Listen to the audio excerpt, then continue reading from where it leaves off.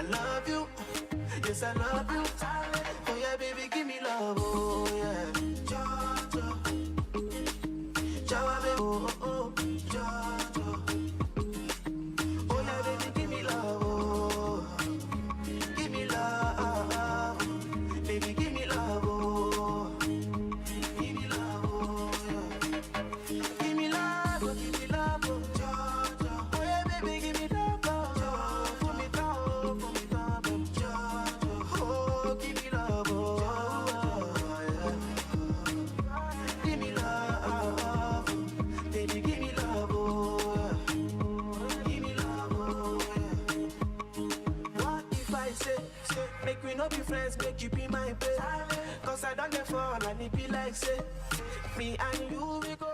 The radio station that plays you nothing but the best music. The best music on the best station. You're listening to Your number one station, Meda FM.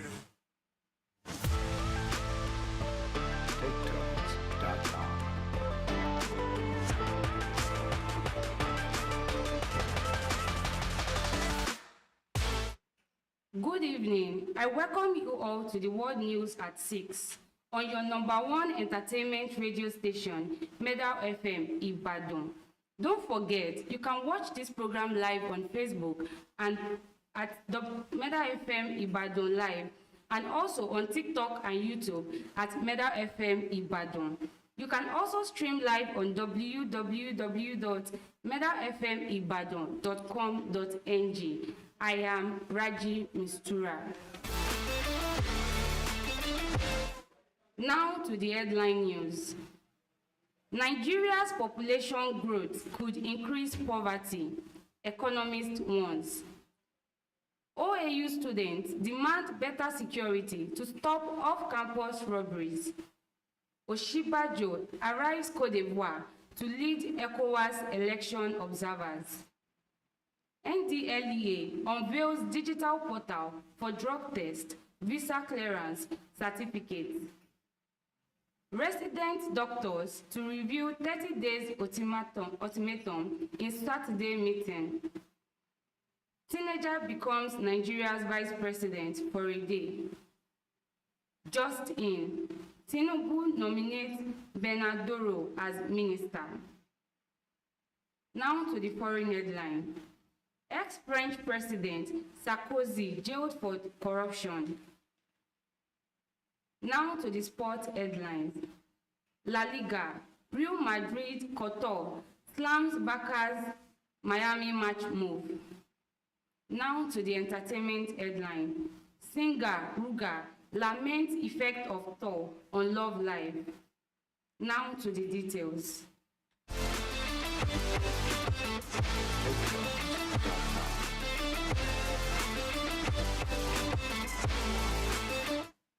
An economist, Paul Alaje, has warned that Nigeria's failure to manage its fast-growing population could worsen poverty and inequality.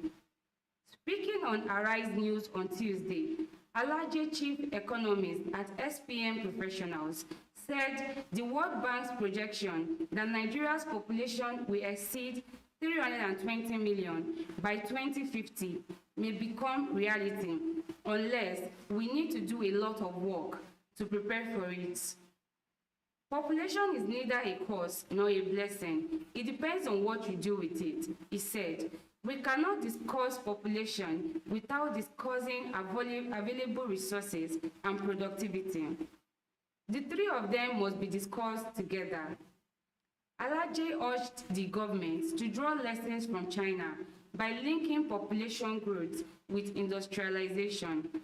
A population without productivity and abundant resources is useless. To make our population useful, we must learn from China, he said. Comparing Nigeria's economy to its population, he noted, when you look at Nigeria's GDP at about $245 billion and our population of over 237 million, you see that Nigeria will be classified among poor nations. He advised that Nigeria pursue both population control and productivity growth. adding, "My option would be the third: increase resources, improve productivity, and deliberately curtail population." On economic targets, Alaje said, to achieve the $1 trillion economic target, we need to grow by about 17% year-on-year in GDP. But our current growth rate is between 3% and 4%, so we are far off. He also called for a new national census, saying the last holistic census was done in 2005 or 2006. Since then, what we've been running are estimates. It's important that we come up with another census because this affects how resources are shared. Alaje lamented that although Nigeria is generating employment across sectors, the real economic benefits are flowing abroad. He noted that Nigeria's economy is creating jobs in manufacturing, agriculture, and services, but most of the jobs are not in Nigeria. The equipment, devices, and platforms we use daily are all produced abroad, he said. He therefore urged unity among leaders to boost local production. What we must do is bring manufacturing into Nigeria. Federal and subnational governments must agree, irrespective of party or religion, that we want to develop, he said. He also urged the Manufacturers Association of Nigeria to take a more active role in driving industrial growth, warning that until this is done, we will continue to see population as a burden. Concluding, Alaje stressed that Nigeria's economic future rests on strengthening its manufacturing base. In the structure of our economy, services dominate, followed by agriculture, while manufacturing takes a tiny share. We need to expand that manufacturing base significantly. Once that happens, Nigeria's economy can truly be liberated, he said.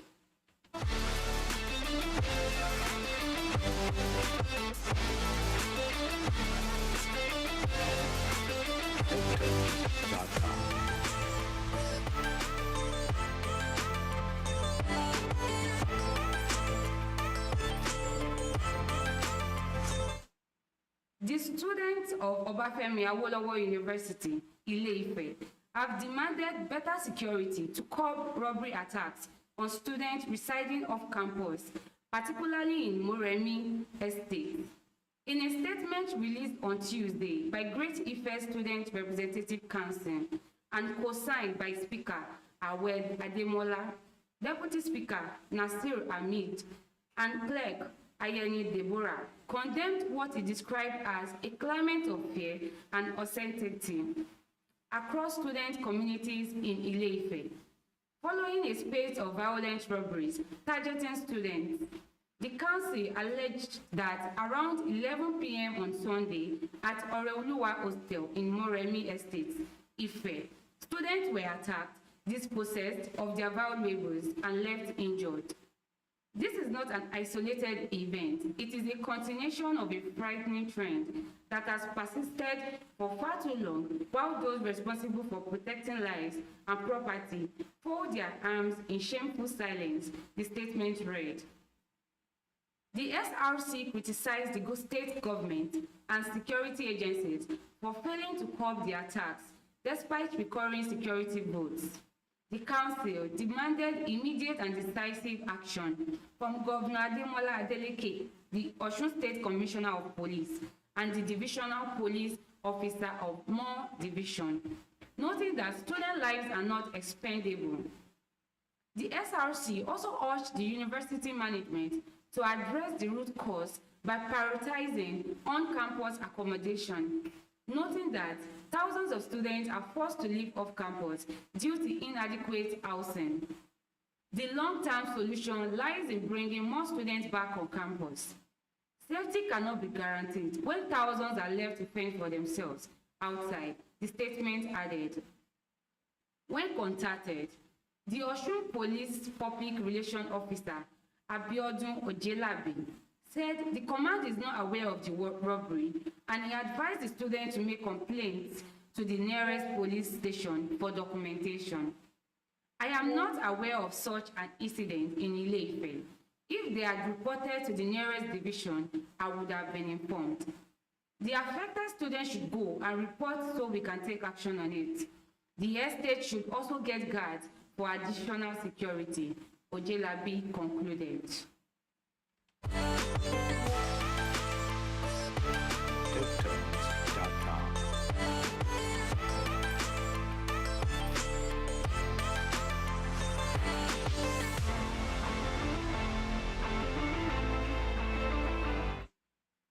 The head of the Economic Community of West African States Election Observation Mission for Cote d'Ivoire upcoming presidential election, Professor Yemi Oshibajo, arrived in Abidjan on Monday afternoon to lead the regional bloc's efforts in monitoring the polls scheduled for October 25. According to a statement issued by ECOWAS on Tuesday, the deployment of this mission is part of the 2001 Additional Protocol on Democracy and Good Governance of ECOWAS, and once again illustrates ECOWAS' unwavering commitment to promoting peace, stability, and democratic consolidation within the community.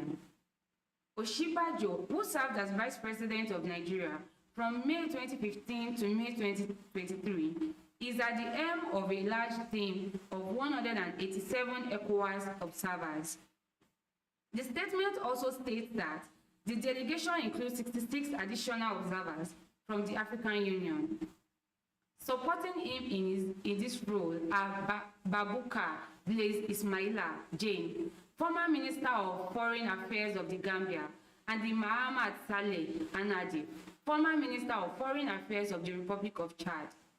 The statement added, among the ECOWAS observers are 150 short-term observers, 22 young observers from the pilot project's integration of young people into the ECOWAS Election Observation Mission, and 15 long-term observers, electoral experts with various profiles, who officially began their activities on Friday, October 3, in Abidjan to monitor development in the pre-election, election, and post-election processes. Welcomed on his arrival in Abidjan by Ambassador Abdel Fattah Musa, Commissioner for Political Affairs, Peace, and Security of the ECOWAS Commission. The ECOWAS President's representative in Cote d'Ivoire, Fanta Cissé, among others. The statement further stated that Oshibajo expressed his happiness and honor at leading this mission to this peaceful and welcoming land in West Africa. He also expressed his hope that the ongoing process would proceed in a peaceful manner and in accordance with regional and international principles, norms, and standards. In addition to his tenure as Nigeria's Vice President, Oshibajo previously served as Attorney General and Commissioner for Justice in Lagos State from 1999 to 2007. The presidential election in Cote d'Ivoire is scheduled for 25 October 2025. President Alassane Ouattara, age 83, announced that he will run for a fourth term in that election.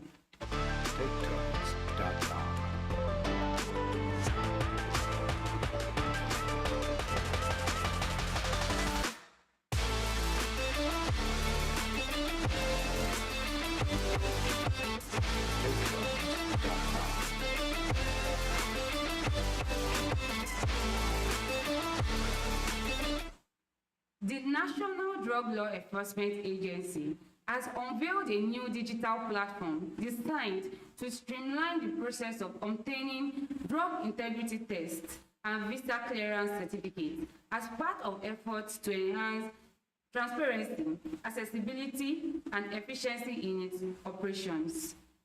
The platform, Drug Integrity Test and Visa E-Administration System, was launched on Tuesday in Abuja by the NDLEA Chairman and Chief Executive Officer, Brig General Mohammed Mawa, retired, who described the initiative as a paradigm shift in our fight against the scourge of substance abuse and illicit drug trafficking. Represented by the agency's secretary, Shedrack Aruno Mawa said The online system aligns with President Bola Tinubu's renewed hope agenda and reflects NDLEA's balanced approach to drug control, focusing on both supply reduction and demand reduction. For years, the process of obtaining an NDLEA visa clearance certificate required by certain source and transit countries has been characterized by documentation, physical appearances, and lengthy verification cycles. This manual process was no doubt prone to human interference, delays, and a host of other issues, he said. He explained that the new system automates all processes related to drug integrity testing and visa clearance, integrates with partner agencies, and eliminates human interference and delays. Mawa said, with the flag off of the online visa clearance portal today, we are bringing an end to those setbacks. The system delivers automation across all processes and operations associated with the administration of the drug integrity test and visa clearance, with interfaces for effective collaboration with partner agencies. It is also important to note that we have made provision on the system for private medical centers to partner with the agency as accredited centers for the drug integrated test. According to him, applicants can now log on to the NDLEA website to create accounts, book appointments, and complete their applications without visiting NDLEA offices. Mawa added that drug test certificates will be generated on the spot, while visa clearance certificates will be issued within 3 days or a maximum of 1 week in special cases. He noted that the system includes e-certification and verification features to prevent falsification of documents and strengthen Nigeria's international credibility. Supervisory dashboards will enable real-time monitoring across NDLEA commands nationwide. The portal integrates sophisticated background check protocols to ensure that the certificate remains a robust security instrument that safeguards Nigeria's international reputation and prevents drug syndicates from exploiting legitimate travel channels, he stated. Beyond visa applicants, the NDLEA said the system would also serve students, corporate organizations, and individuals, including parents and prospective couples, who may seek to conduct drug integrity tests.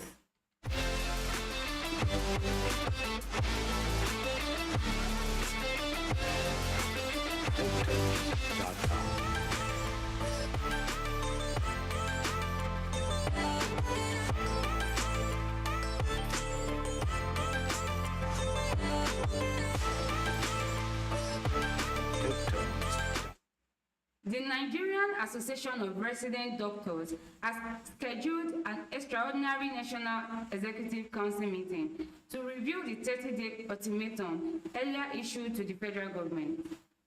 In a notice obtained by our correspondent on Tuesday, addressed to the National Officers Committee, caucus leaders, center presidents, and general secretaries, the association said the meeting will be held virtually on Saturday, October 25, 2025. The agenda of the meeting, according to the notice, is to review the ultimatum and evaluate the government's response to the association's unresolved demands. The notice signed by Secretary General Dr. Shuaibu Ibrahim partly stated, I am writing to inform you that an extraordinary National Executive Council (INEC) meeting has been scheduled for Saturday, 25th October 2025. Your presence and participation are crucial in addressing the matter at hand. The outcome of Saturday's INEC meeting is expected to determine whether the association will proceed with further industrial action. NARD had on September 26 given the federal government a 30-day deadline to meet a series of outstanding welfare and policy demands affecting its members. NARD noted that resident doctors and medical officers across the country continue to endure excessive and unregulated work hours, spanning several consecutive days, which endanger both their health and patient safety. The association also raised concern over the non-payment of the outstanding 25% and 35% upward review arrears of CONMES, which should have been settled by the end of August 2025. Despite several engagements with the federal government, NARD described as unjust the dismissal of 5 resident doctors from the Federal Teaching Hospital, Lokoja, saying the action came amid widespread burnout and the ongoing migration of medical professionals abroad. Other grievances include the non-payment of promotion arrears owed to medical officers in various federal tertiary hospitals and the failure of the government to pay the 2024 accoutrement payments despite repeated assurances from the Ministry of Health. It also cited bureaucratic delays in upgrading resident doctors' ranks following successful completion of postgraduate medical examinations. The association said these delays have led to non-payment of new salary scales and accumulated arrears. It further decried the exclusion of resident doctors from the specialist allowance, despite their vital role in delivering specialist-level clinical care to patients nationwide. Similarly, now faulted the exclusion of medical and dental health officers from the civil service scheme, a policy that has denied them rightful emolument, professional recognition, and timely payment of salaries. The association also condemned the downgrading of newly employed resident doctors from CONMES 3-Step 3 to CONMES 2-Step 2, which has resulted in salary shortages and arrears in several federal hospitals. It noted slow progress on the collective bargaining agreement between the Nigerian Medical Association and the federal government, stressing that the CONMES salary structure has not been reviewed in over 16 years and disparities with CONMES allowances remain unsolved. NARD pointed to persistent salary shortfalls spanning over 7 years due to the non-release of corrected professional allowances, as well as the continued casualization of medical workers, which leaves many resident doctors without career progression or job security for up to a decade.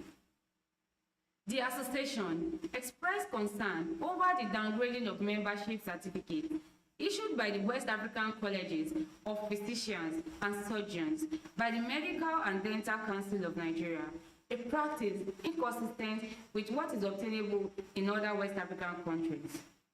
It also condemned the failure of the National Postgraduate Medical College of Nigeria to issue membership certificates to qualified graduates.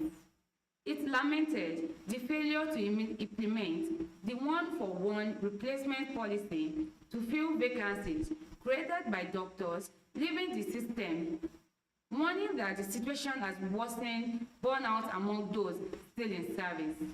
The doctors noted the escalating brain drain in the sector, attributing it to poor working conditions and inadequate remuneration. They added that many hospitals suffer from deteriorating infrastructure and obsolete equipment, which hinder both service delivery and residency training. The communique, who criticized the creation of consultant cadres for non-medical doctors, which now described as detrimental to patient care and professional standards. The association also faulted the non-implementation of the agreed special pension benefit contained in a memorandum of understanding signed with the NMA on July 26, 2025.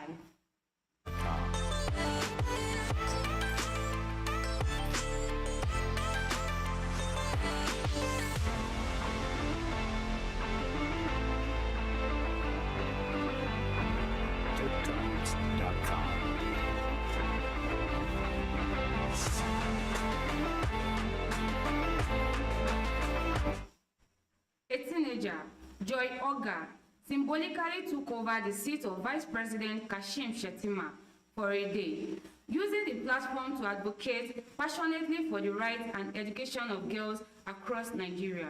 In a statement issued by the Office of the Vice President on Tuesday, the symbolic handover took place during a meeting on Monday between Vice President Shettima and a delegation from Plan International, led by Ellen Fonombong Idiong, Director of Program, Quality and Innovation. From the Vice President chair, Oga highlighted the challenges facing girls in the country, noting that over 10.5 million children remain out of school, more than 60% of whom are girls. We must invest in education that is safe and inclusive for every child in Nigeria, she said, urging policymakers and stakeholders to prioritize interventions that protect and empower young girls. Oga also urged the government to provide free sanitary products in schools and ensure access to clean water, sanitation, and proper nutrition for all children. She stressed that every girl child deserves a classroom, a choice, dignity, and not silence. When girls are protected, peace becomes possible. I may be the Vice President for a day, but the struggles I represent cannot end in a day. They must continue in our policies, our classrooms, our conversations, and our budget, she said. Shettima also used the occasion to reaffirm President Bola Tinubu's commitment to advancing girl child education and inclusive learning nationwide. We will continue the engagement with Plan International and see where the force and strength of government can be brought to bear on your solid advice on girl child education. In President Bola Tinubu, you have an ally you can believe in and invest your trust in, Shettima said. Recent reports from Punch Online indicate growing national momentum towards gender inclusivity in education. On October 20, 2025, advocacy groups urged all tiers of government to invest more in girl child education, mentorship, and sensitization programs, calling for stronger efforts to eliminate gender bias in schools. In September, the federal government launched the renewed Hope Social Impact Intervention, targeting over 10 million women across all 774 local government areas through livelihood grants, digital inclusion, and clean energy initiatives. Similarly, the Ministry of Education and the National Assembly have reinforced support for gender parity and access to learning. The government's recent workshop on inclusive education, coupled with the Student Loans Act and increased education funding, reflect ongoing institutional commitment to equity, a goal echoed in Joy Oga's symbolic Vice President for a Day advocacy. TakeTones.com.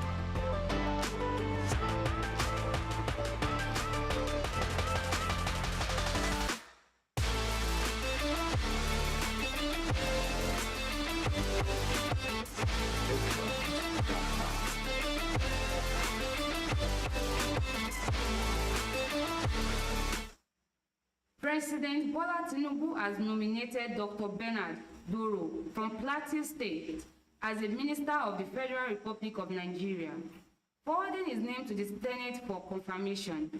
Doro's nomination comes after the elevation of Professor Nentawe Goshwe Yiwada, the former Minister of Humanitarian Affairs and Poverty Reduction, who was elected national chairman of the ruling All Progressives Congress in July. Special Advisor to the President on Information and Strategy, Bayo Ononuga, announced the nomination in a statement issued Tuesday. Presidency officials familiar with the development had told our correspondent that the President, during a private meeting with close aides on Monday evening, expressed his intention to name nominees to occupy 2 vacant portfolios in his cabinet, including that of the Minister of Innovation, Science and Technology, who resigned weeks ago. Born on January 23, 1963 in Kwal, Bassa, local government area of Plateau State, Ononuga said Doro brings more than 2 decades of experience spanning clinical practice, pharmaceutical management, strategic leadership, and community development in both the United Kingdom and Nigeria. He has degrees in pharmacy and law, an MBA focusing on IT-driven business strategy, and a master's in advanced clinical practice. He is an independent prescriber and advanced clinical practitioner with NHS frontline experience across urgent care, work in centers, GP practices, and hospital settings, the statement read. Beyond his medical and administrative expertise, Doro has been active in youth mentorship and social impact initiatives in both the Nigerian diaspora and local communities. If confirmed, he will join President Tinubu's cabinet and be sworn in at a Federal Executive Council meeting.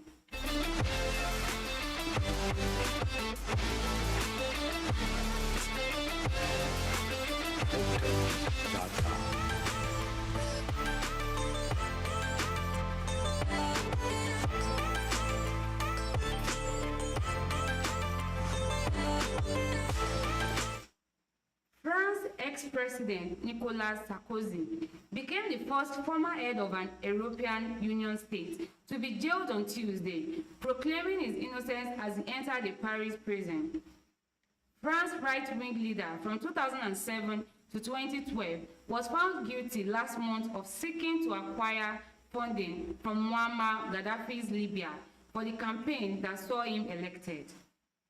AFP journalists saw the 70-year-old, who has appealed the verdict, leave his home and after a short drive, flanked by police on motorbikes, enter the La Santé prison in the French capital. Welcome, Sarkozy. Sarkozy is here. AFP reporters heard convicts shouting from their cells. In a defiant message posted on social media as it was being transferred, Sarkozy denied any wrongdoing. It is not a former president of the Republic being jailed this morning, but an innocent man, he said on X. I have no doubt the truth will prevail. Sarkozy was handed a 5-year jail term in September for criminal conspiracy over a plan for late Libyan dictator Gaddafi to fund his electoral campaign. After his September 25 verdict, Sarkozy had said he would sleep in prison, but with my head held high. Dozens of supporters and family members had stood outside of the former president's home from early Tuesday, some holding up framed portraits of him. Nicolas, Nicolas, free Nicolas, they shouted as he left his home, holding hands with his wife, singer Carla Bruni. Earlier, they had sung the French national anthem as neighbors looked on from their balconies. This is truly a sad day for France and for democracy, said Flora Amano, 41. Sarkozy's lawyer, Christophe Ingrid, said a request had been immediately filed for Sarkozy's release. The Paris Appeal Court, in theory, has 2 months to decide whether to free him pending an appeals trial, but the delay is usually shorter. It will be inside for at least 3 weeks to a month, Ingrid said. Sarkozy is the first French leader to be incarcerated since Philippe Pétain, the Nazi collaborationist head of state, who was jailed after World War II. He told Le Figaro newspaper he will be taking with him a biography of Jesus and a copy of The Count of Monte Cristo, a novel in which an innocent man is sentenced to jail but escapes to take revenge. Sarkozy is likely to be held in a 9-square-meter cell in the prison's solitary confinement wing to avoid contact with other prisoners, prison staff told AFP. In solitary confinement, prisoners are allowed out of their cells for 1 walk a day alone in a small yard. Sarkozy will also be allowed to visit 3 times a week.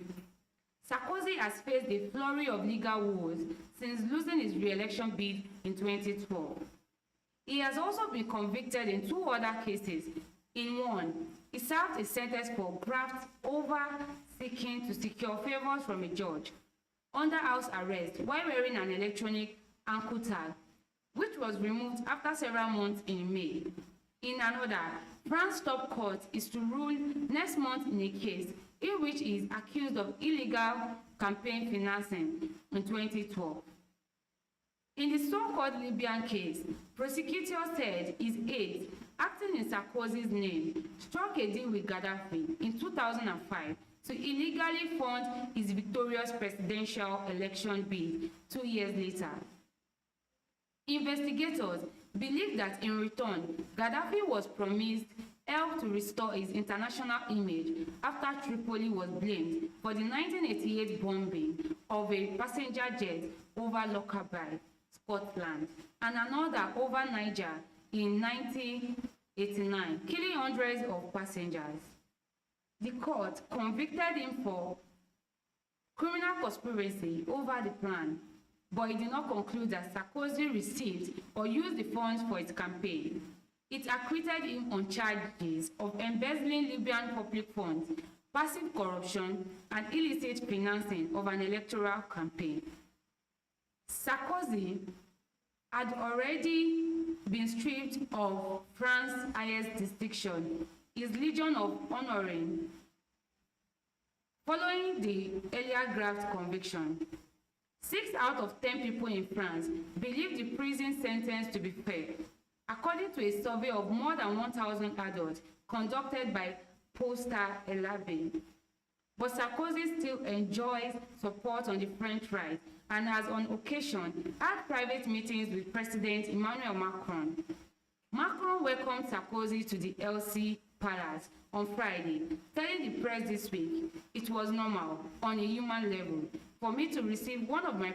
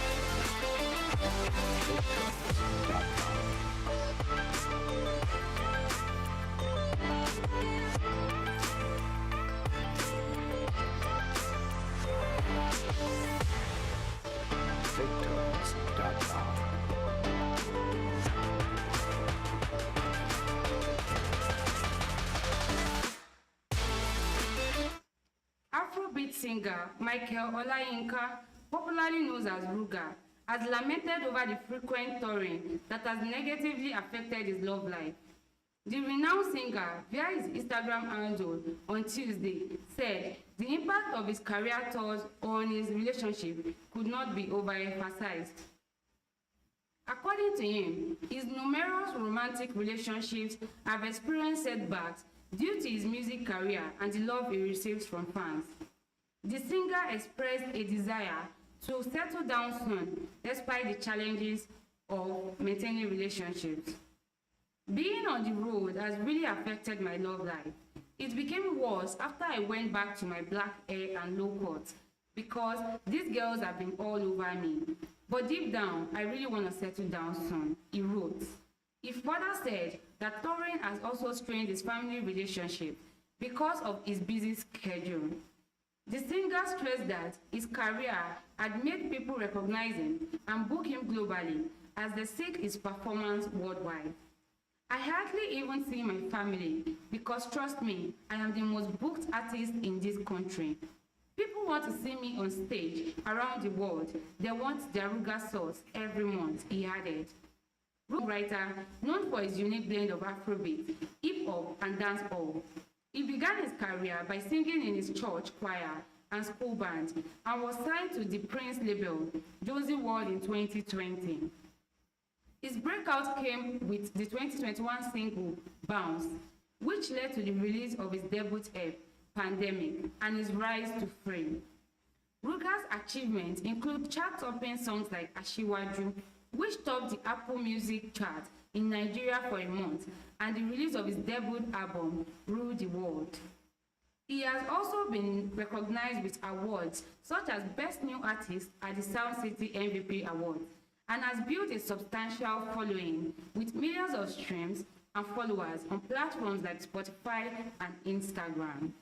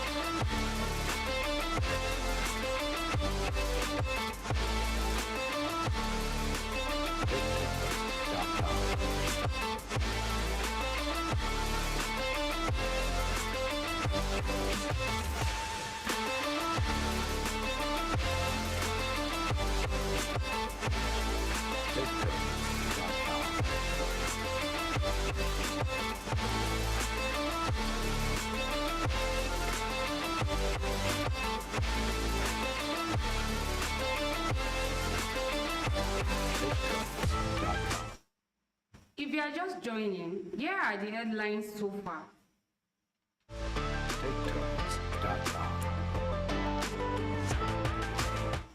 Nigeria's population growth could increase poverty, economists warns.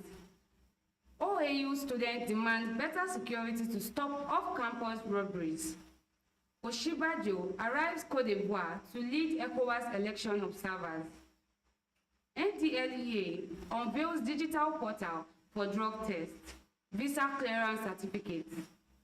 Resident doctors to review 30 days ultimatum in Saturday meeting. Teenager becomes Nigeria's vice president for a day. Just in, Tinubu nominates Bernardoro as minister. Ex-French President Sarkozy jailed for corruption. Sport headline: La Liga, Real Madrid Couture slams Barca's Miami match move. Entertainment headline: Singer Ruga laments effect of tour on Love Live. Thank you all for your time and patience. I appreciate everyone. Join me next week, Monday, for another World News. I am Raji Mistura. Bye for now.